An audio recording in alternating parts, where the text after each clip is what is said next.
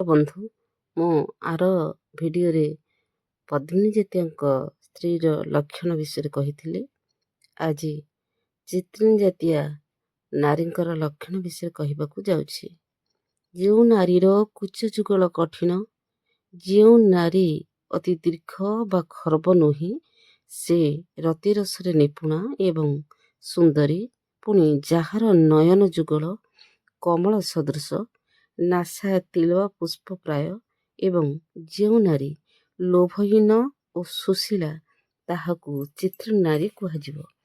ଯାହାର ମନ ପ୍ରଲୋଭିତ ନୁହେଁ କି ବିଚଳିତ ନୁହେଁ, ଯେଉଁ ନାରୀ ସମସ୍ତଙ୍କ ସହିତ ମିଷ୍ଟ ଓ ସତ୍ୟ ପ୍ରିୟ ବାକ୍ୟ ପ୍ରୟୋଗ କରେ, ଯାହାର ଶରୀରରେ ଦୟା ଓ କ୍ଷମାଗୁଣ ସଦା ବିଦ୍ୟମାନ ଅଛି, ସେ ଅହରହ ଦେବପୂଜାରେ ନିରତ ଥାଏ, ସେହି ନାରୀକୁ ଚିତ୍ରିଣୀ ଜାତୀୟ ନାରୀ କୁହାଯାଏ।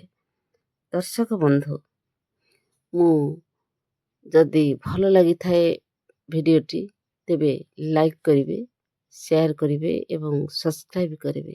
ରହୁଛି। ଜୟ ଜଗନ୍ନାଥ।